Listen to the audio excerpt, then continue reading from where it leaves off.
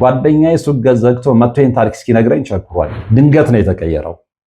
ድንገት ሰው በዛ ልክ ሲቀየር አይቼው አላቅም ነው ያለኝ። እሷም ራሷ ደንዛለች። ደንግጥ አፏን ከፍታ ነው የቀረችው። ሁላችንም ተያየን። የህፃን ልጅ ደም አምጣልኝ በዚህ ሰዓት እንዴት አትሰጠኝ ምናምን በሚል የመጣ ሀብት መጨረሻው ይሄ ነው። አንቀጭቅዞ ነው የሚያስወጣው። እጅግ በጣም ታዋቂ የሆነ ጠንቋይ ነው።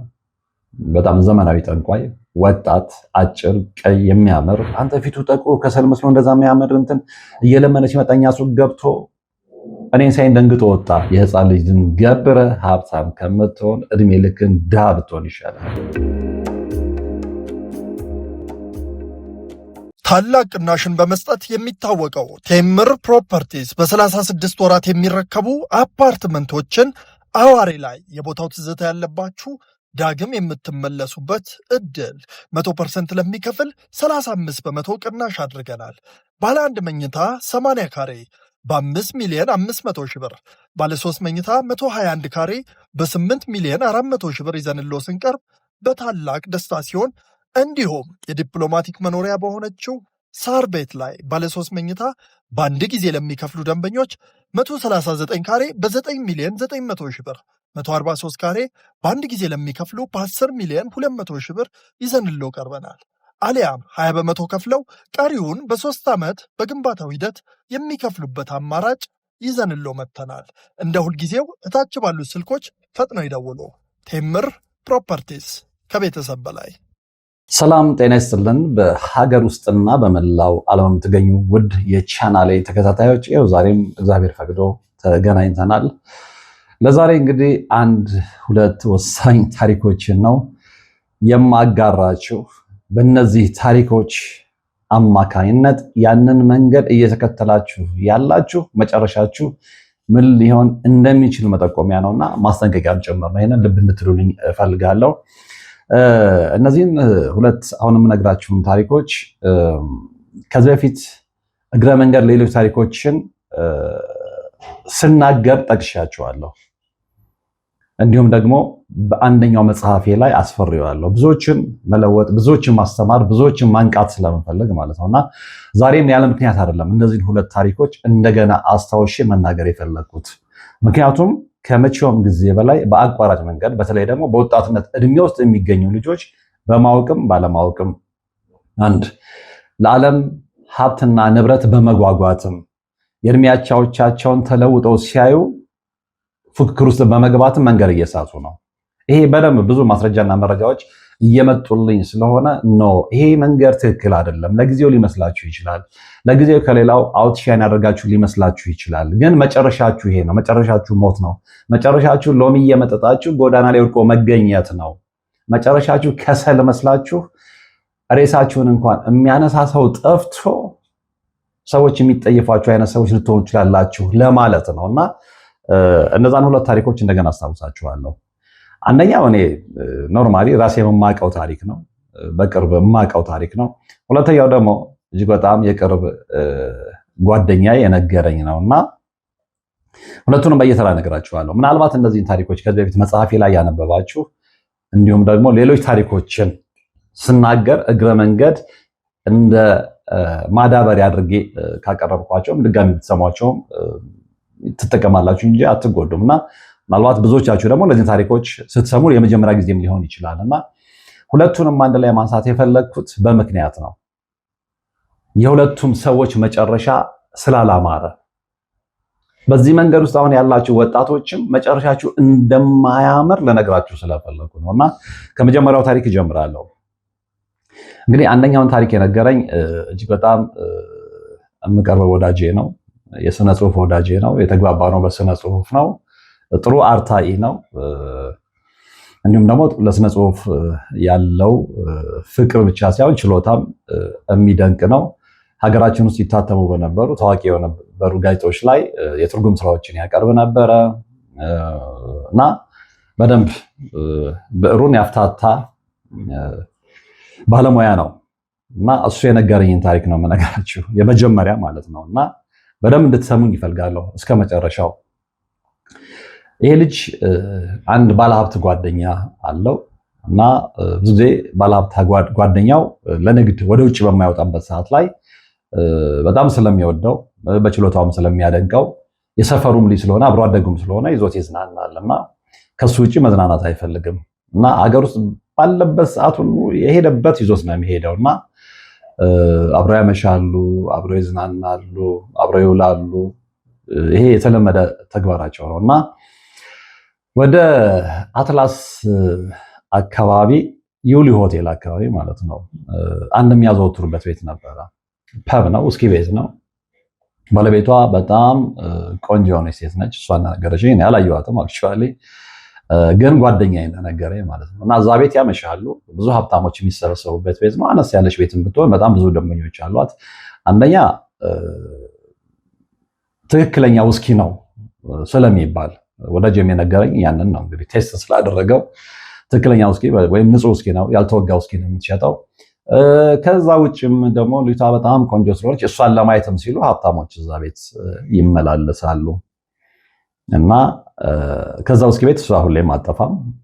ራሷ ነች፣ ያው ረዳቶች ቢኖራትም በዋነኝነት ግን ራሷ ነች የምታቀርበው። ጠጡ ብላ የምትጋብዘው፣ ደንበኞቿን ትሬት የምታደርገው እሷ ነች እና እሷን ለማየትም ሲሉ በርካታ ሀብታሞች ያችን ቤት ካፍ እስከ ገደፏ ጢም ያደርጓታል እና ይሄም ወዳጄ እንግዲህ ከዛ ባለ ሀብት ጓደኛው ጋር ያንን ቤት ከሚያዘወትሩ ሰዎች መካከል ናቸው። ሁሌ ስንሄድ እዛ ቤት ውስጥ የማይጠፋ ልጅ አለ። በጣም ወጣት ነው። አመንክም አላመንክም ነው ያለኝ። ኦልሞስት ሀያዎቹ መጨረሻ ላይ ምናልባት ሀያዎቹ መጨረሻ ላይ ያለ ልጅ ነው። መልከ መልካም ነው።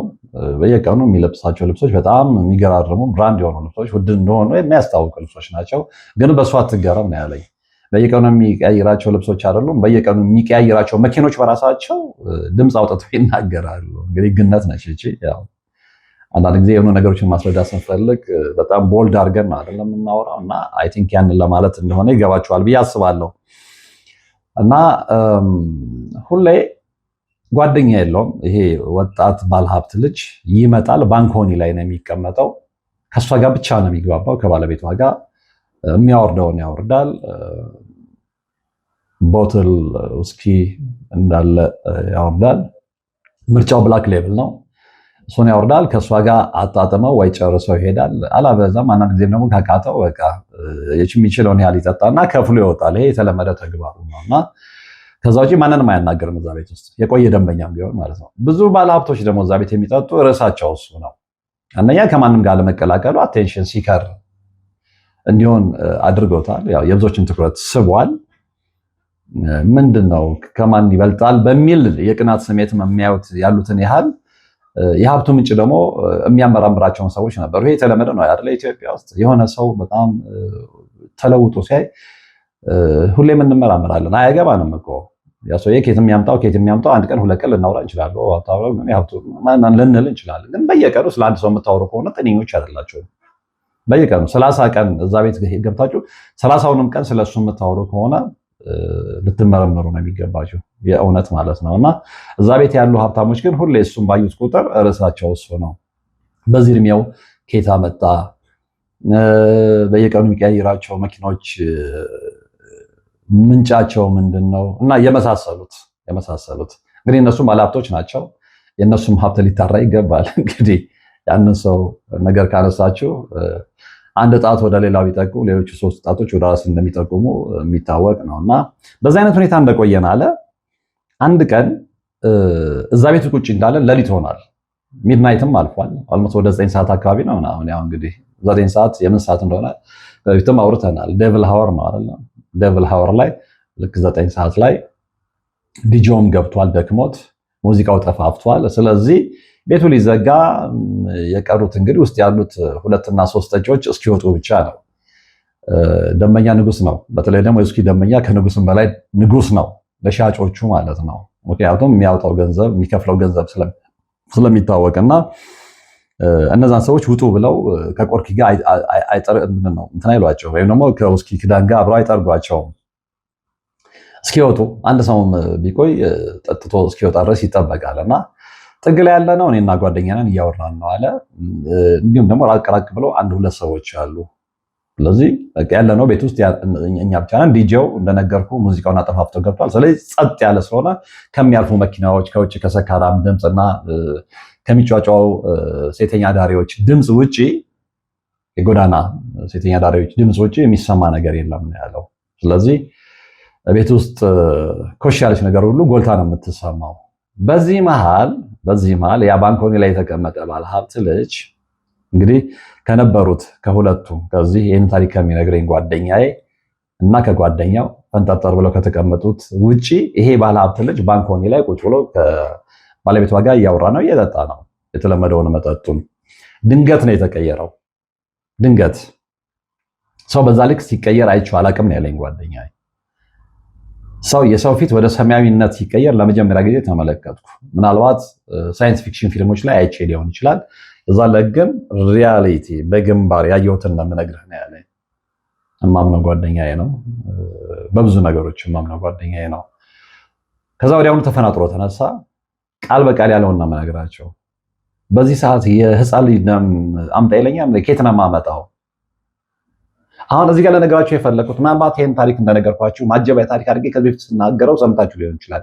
እዚህ ጋር የምናገረው ቅድም በመግቢያ ላይ እንደነገርኳችሁ አሁንም ያንን መንገድ የሚከተሉ ሰዎችን በማስረጃና በመረጃ ስላየው ነው። የማይሆን ግብር ለጠንቋይና ለሴጣን አሳልፈው ሰጥተው ሀብታም መሆን የሚፈልጉ ልጆች በደንብ እየበቀሉ ሲመጡ እያየው ስለሆነ ነው። የሚሰሙኝ ከሆነ ኖ ይሄ መንገድ ትክክል አይደለም። ትክክል አለመሆኑን ደግሞ በዚህ ልጅና ቀጥዬ በምነግራችሁ ባለ ታሪክ ላይ በደረሰው ነገር እንድትማሩ ፈልጋለሁ ብዬ መናገር ስለፈለኩ ነው። የአጋስተ ቅድስት ሥላሴን 17 ዓመት በሙሉ በጭራሮ ግድግዳ መቆም መስማት ለተዋህዶ ልጆች ልብ የሚሰብር ትልቅ ሐዘን ነውና እጃችሁን ዘርጉ ባልነው መሰረት አላሳፈራችሁንም። ፈጣን ምላሻችሁ የቅድስት ሥላሴን ቤት እንድንሰራ ያሰብነውን እንድንፈጽም ኃይልና ብርታት ሆኖን ይኸው መሰረቱን ጀምረናል። የረዳችሁንን ሁሉ እያመሰገን አትርሱን ያሉ አባቶችን ምርቃት አስቀድመን ጅምሩ ከፍጻሜ እንዲደርስ አሁንም አብራችሁን ሆኑ ስንል እንማጸናለን። አብረን እንደጀመርነው አብረን እንጨርሰዋለን። ድጋፋችሁ አይለየን። በድጋሚ በአባቶች ስም እናመሰግናለን። የአጋስተ ቅድስት ሥላሴ ቤተ ክርስቲያን አሰሪ ኮሚቴ ተነሳ። የጻን ልጅም ከዛ ሁሉም ነው የደነገጡት። እዛ ቤት ውስጥ የነበረው ጸጥ ብሏል። ድምፁ በደንብ ነው የሚሰማው። ስለዚህ ይሄ ልጅ የሀብቱ ምንጭ ሕፃን ልጅ እየገበረ ነበር ማለት ነው። የሕፃን ልጅን ደም እየሰጠ ነበር ማለት ነው ሀብታም የሆነው። ይኸውላችሁ ከሰይጣን ጋር ቁማር መጫወት ለመጀመሪያ ጊዜ ቀላል ሊመስል ይችላል። የቁማር መጠኑ እየጨመረ ሄደው መጨረሻ ላይ ግን የሰው ልጅን ሕይወት ነው የምታስይዙት። ከዛ ውጪ የቤተሰቦቻችሁን ሕይወት፣ የልጃችሁን ሕይወት፣ የወንድማችሁን ሕይወት፣ የእናታችሁን የአባታችሁን ሕይወት ነው በቁማር የምታስይዙት ከሰይጣን ጋር። ሰይጣን መጨረሻ ላይ ማነው አስነክቶ መጨረሻ ላይ የሚጠይቃችሁ ግን ገንዘብ አይደለም። መጨረሻ ላይ የሚጠይቃችሁ ከቤተሰብ አባላችሁ ያንደኛውን ሰው ደም ነው፣ ያንደኛውን ሰው ሕይወት ነው። ከዛም አልፋችሁ ደግሞ ስትሄዱ የራሳችሁን ሕይወት ነው። ስለዚህ ልትጠነቀቁ ይገባል። ይሄ በደንብ የተለመደም ነው። እነ ውጭ ዓለም ላይ ሴሌብሪቲ ድምፃውያን ሲናገሩ ሰምታችሁ ሊሆን ይችላል። እነ ጄዚ ሲናገሩ ሰምታችሁ ሊሆን ይችላል። ወላጆቻቸውን፣ እናቶቻቸውን፣ አባቶቻቸውን ለሪቹዋል እንዳቀረቡ መስዋዕት እንዳደረጓቸው እነ ዴይሊ ሜል ላይ ገብታችሁ የኋላ ፋይሎችን መመልከት ነው። ሌላ ምንም ምርምር እኮ አያስፈልግም። እነ ጄዚ የተናገሩትን እነ ኬንያ ውስጥ የተናገሩትን በተለይ ኬንያ ውስጥ ብዙ ነገሮችን ተናግረዋል፣ ብዙ ነገሮችን አጋልጧል።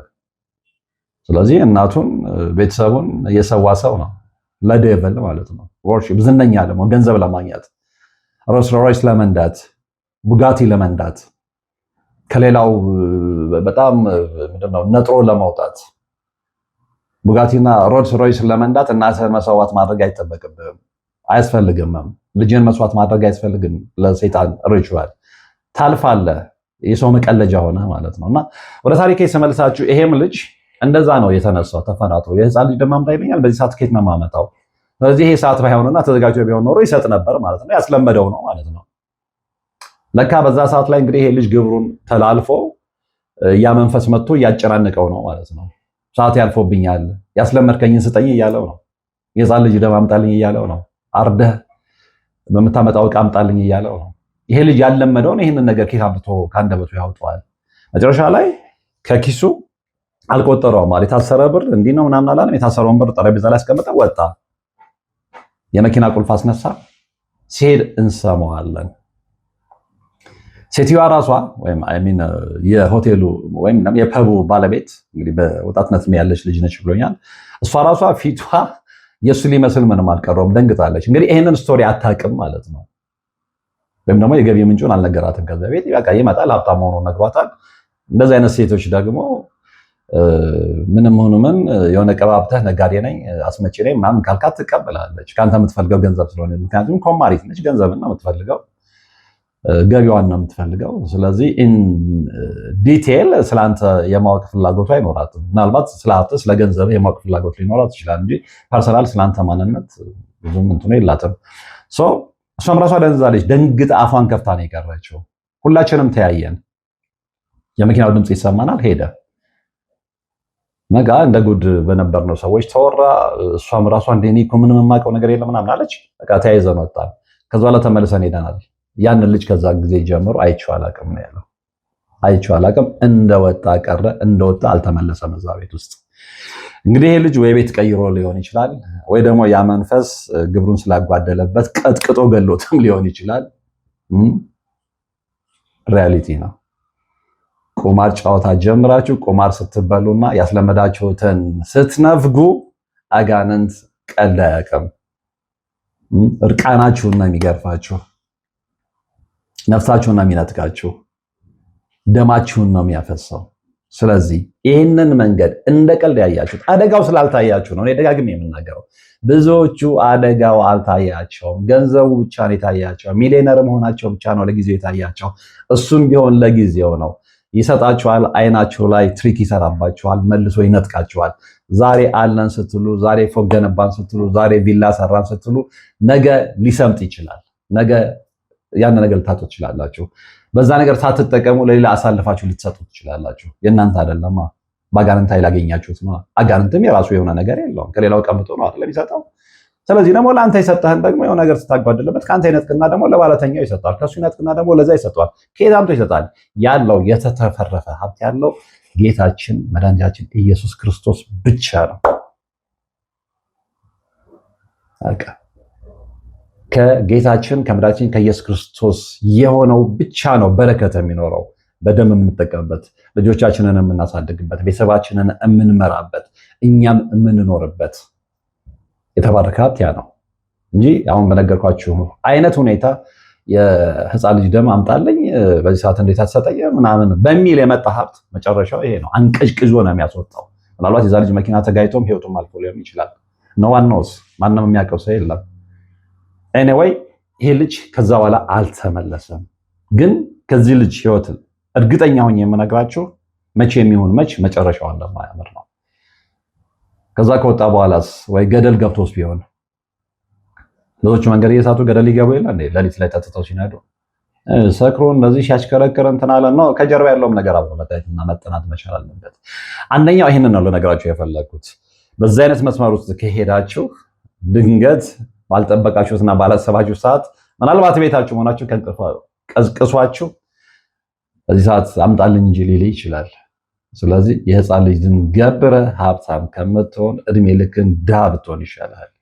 ለአንዳንዶች ሊመራችሁ ይችላል። በተለይ ለዚህ ዘመን በሁካታና በፍጥነት ዓለም ውስጥ ለሚኖር ትውልድ ይሄ መራራ ምክር እንደሆነ ይገባኛል።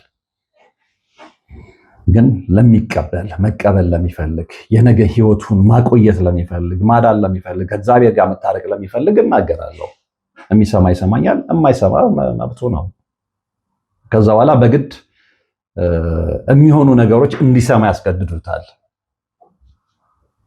ስለዚህ በዚህ መስመር ውስጥ ለመሄድ መንገድ የጀመራችሁ ሰዎች ካላችሁ እረፉ። ስፔሻሊ ወጣቶች፣ በተለይ 20ዎች ውስጥ ያላችሁ ወጣቶች 10 ምናምን 19 ብዙ ነገሮች እየደረሱኝ ስለሆነ ነው እነዚህን ታሪኮች ማስታወስ የፈለግኩት። አንደኛው ይሄኛ ነው። ሁለተኛው ታሪክ ያለምጣላችሁ። ይሄንን በቅርብ የማውቀው ነው። እንግዲህ እጅግ በጣም ታዋቂ የሆነ ጠንቋይ ነው።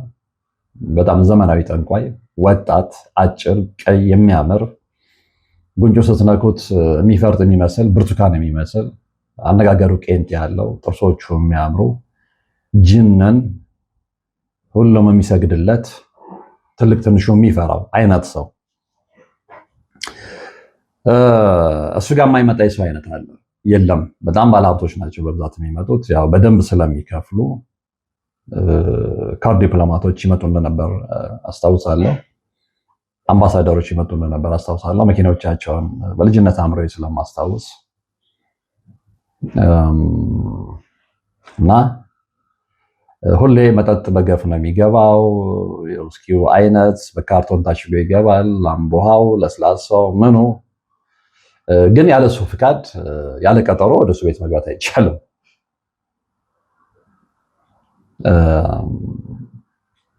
ምክንያቱም ያደኩበት ሰፈር በቅርብ ርቀት ላይ ያለ እውነት ስለሆነና ስለማስታውሰው በከፊልም ላይ የሆኑ ነገሮችን ስላየው ነው ይሄንን የምነግራችሁ። በዚህ አይነት ሁኔታ ሲኖር መኪና ይቀይር እንደነበር አስታውሳለሁ።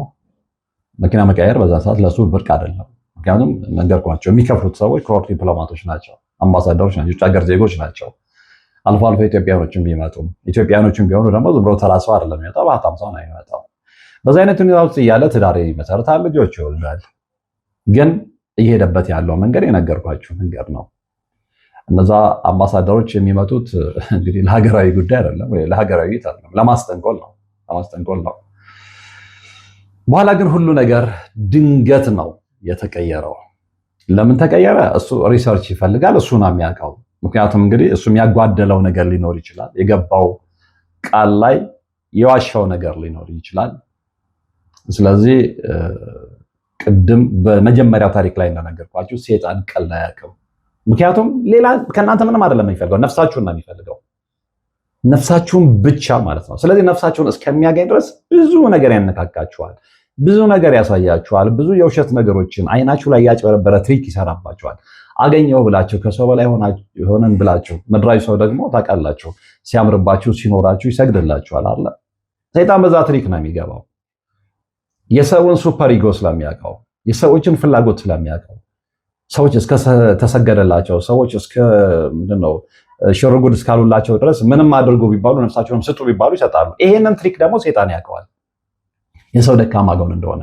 የሰው ደካማ ጎን ገንዘብ፣ ስልጣን እንደሆነ ስለሚያውቀው ማለት ነው። ገንዘብና ስልጣን የሰው ልጅ ደካማ ጎን እንደሆነ ከማንም በላይ የተረዳው ሰይጣን ነው። ስለዚህ በዛ መንገድ ይመጣባችኋል። ገንዘብ ያሳያችኋል፣ ስልጣን ይሰጣችኋል፣ ለጊዜው መሪ ያጫውታችኋል። የሆነ ቦታ ላይ ግን በጠረባ ይላችኋል። ከዛ መሪ ስትጫወቱ ያስከፋችሁት ህዝብ አክንትፍ ብሎ ነው የሚተፋችሁ። ይሄንን ብዙዎች አያውቁትም። ለጊዜው መከበራቸውን ለጊዜው መፈራታቸውን ብቻ ነው ታርጌት አድርገው የሚነሱትና ይሄን ባለ ታሪካችን በዛ አይነት መንገድ ሄድና የሆነ ሰዓት ላይ እንግዲህ ያጎደለውን እንዳልኳቸው የሚያመልከው ሰይጣንና ወይም ደግሞ የሚሰራለት ሰይጣንና እሱ ናቸው የሚያውቁት። ቤተሰቡ ይበተናል። በጣም በሚገርም ሁኔታ እንግዲህ የመጀመሪያው ምልክት ነው የምነግራችሁ። ልጆቹ የት ገቡ ሳይባሉ በትንተናቸው ነው ያወጡት። የት ገቡ ሳይባል ማለት ነው። አንድ እሱን ተመልከቱ። ቤተሰባችሁን በትንትኑ ነው የሚያወጡ። አይስማማችሁም እርስ በርስ። ቤታችሁ ሰላም የለም። ገንዘብ አለ፣ ሰላም የለም። የሚበላ ምግብ እንደ ልብ አለ፣ ሰላም የለም። እርስ በርስ እድሜ ልካችሁን ስትደባደቡ ስትወያጉ ነው የምትኖሩት። ምክንያቱም ውስጣችሁ ያለው ሰይጣን ስለሆነ ማለት ነው። እና እነዚህ ልጆች በትንትናቸው ነው የወጣው። ጠፉ። የት እንዳሉ እንኳን ሌላ ሰው ይቅርና አባትና እናት የማያውቁበት ደረጃ ላይ ሄደ። ሁለተኛ ተከተለች፣ እናት ጠፋች። የት ገባች? ተፈለገ። በቃ የት እንደገባች አይታወቅም። ብቻውን ነው የቀረው። በኋላ በጣም ትልቅ ቤት ሰርቶ ነበረ፣ በጣም በሚገርም ሁኔታ። አሁን ይሄ ለብዙዎች እንግዲህ ግራ ሊያጋባ ይችላል፣ ግን እኔ የተመለከትኩትን ነው የምነግራችሁ፣ የሰማሁትን አይደለም፣ የተመለከትኩትን። የእሱ ቤት የተሰራበት መሬት ቀልጦ ነው ቤቱ ሰምቶ የፈረሰው። ታምናላችሁ? ይሄን እዛ ቦታ ላይ በሚገርም ሁኔታ ቀልጦ አፈሩ ቀልጦ የሰመጠው ቤት ላይ ጸበል ነው የፈለቀው። እናም ከዛ ጋር በተያያዘ በጉርብትና አጎራባች ቤቶች ራሱ አፈር ቤት ሸረሸረ ሲመጣ አስታውሳለሁ። ቄሶች መጥተው እዛ ቦታ ላይ ኃይለኛ ጸሎት ተደርጎ ያ ነገር በጸሎት እንዲቆም ከተደረገ በኋላ በግንብ ነው ያወጣው። ከዛ በኋላ ግን ያ ቦታ ላይ የጸበል ቦታ ሆኖ ስቲል ነው ሰዎች እየተፈወሱበት ነው። ይሄን እንግዲህ እኔ በእድሜ ደርሼ በልጅነቴ ደርሼ የተመለከትኩትን እውነት ነው የምነግራችሁ። መጨረሻ ላይ የዚህ ሰውዬ መጨረሻ ምንድን ነው የሆነው? አንድ ጓደኛዬ መርካቶ ሱቅ አለው እና ሱቅ ቆሞ በአጋጣሚ ይሄ ሰው ተቸግሮ እየለመነ ሲሄድ ጓደኛዬ ሱቅ ውስጥ ነው የገባው። ጓደኛዬ ያውቀዋል፣ የሰፈር ልጅ ስለሆነ ደነገጠ። ሲመለከተው ሮጦ ወጣ። ጓደኛዬ ሱቅ ዘግቶ መጥቶ ይሄን ታሪክ እስኪነግረኝ ቸኩሯል። መጣ ከሱቅ ሰዓት በኋላ አረ እንዲህ ገሌን አግኝቼው አንተ ፊቱ ጠቁሮ ከሰል መስሎ እንደዛ የሚያምር እንትን እየለመነ ሲመጣኛ ሱቅ ገብቶ እኔን ሳይን ደንግጦ ወጣ። ለጊዜው በጣም ተገርም ያለው ግን አሁን በዚህ ጉዳይ ላይ መስራት ከጀመርኩ ብዙ ነገሮችን ካወቅኩ በኋላ ግን ለካስ የሚገርም አልነበረም። ምክንያቱም ለካስ ሰይጣንን የሚያመልክ ሰው መጨረሻው ይሄ ነው፣ ሌላ ምንም ሊሆን አይችልም። መጨረሻው ጠቁሮ ከስቶ ተጎሳቅሎ የተቀደደ የተሻፈፈ ጫማ አድርጎ መለመን ነው መጨረሻው። ሰይጣንን ያመለከ ሰው ሁሉን ነገሩን የሰጠውን ነገር ይነጥቀዋል። ይነጥቃችሁና ቀፏችሁን ካስቀራችሁ በኋላ መጨረሻ ላይ ምናችሁን ይነጥቃችኋል? ነፍሳችሁን ይነጥቃችኋል። ፋይናል ታርጌት ውስጥ ስለሆነ ማለት ነው። ከዛ በኋላ ሚሽን አኮምፕሊሽድ ብሎ ይስቅባችኋል። እንደዛ እንድትሆኑ ነው የምትፈልጉት? አሁን በእንደዚህ አይነት ሁኔታ ጠንቋይ ቤት እየሄዳችሁ አንዴ ዱከም፣ አንዴ ናዝሬት፣ አንዴ አርሲ፣ አንዴ ኮተቤ እያላችሁ ገንዘብ የምትሰበስቡ በጠንቋይ ምክንያት ሀብታም ለመሆን እየተንደረደራችሁ ያላችሁ የሀገራችን አርቲስቶች ቴክ ኬር። ግዴታ ስማችሁን መጥቀስ እኮ አያስፈልግም፣ ተግባራችሁ ስለሚገልጻችሁ ማለት ነው። እና እንዲህ አይነት እንትኖች በብዛት እየመጡልኝ ስለሆነ ነው የምላችሁ። ለዛ ነው። ግን እናንተ ነፍሳችሁን ማዳን የምትፈልጉ ከሆነ እነዚህ ሁለት ታሪኮች በቂዎቻችሁ ናቸው። ሰው ከሰው ታሪክ መማር ስለማይፈልግ ነው ሁሌም ገደል የሚገባው። በኋላ ይሄ ልጅ ቤቱንም አጥቶ ቤተሰቡንም አጥቶ በነገርኳችሁ አይነት ሁኔታ ያለውን ነገር ሁሉ አጥቶ በኋላ ግን መንገድ ላይ ሊያው መርካቶ መሃል ላይ ሞቶ ሬሳው ነው የተገኘው። አፉ ላይ የደረቀ ሎሚ አድርገው ማለት ነው። እግዚአብሔር ከእንደዚህ አይነት ዘገነኛ አሟሟት ይጠብቃችሁ።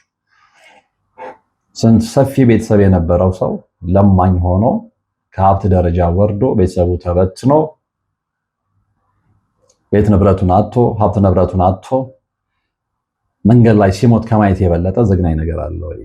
ስለዚህ ሰይጣንን የተከተለ ሰው መጨረሻው ይሄ ስለሆነ ግዴላችሁም፣ ሰርታችሁ ለማግኘት ጥረት አድርጉ። በዚህ አይነት መንገድ አትሂዱ። የሁለቱንም ታሪክ ተመለከትን።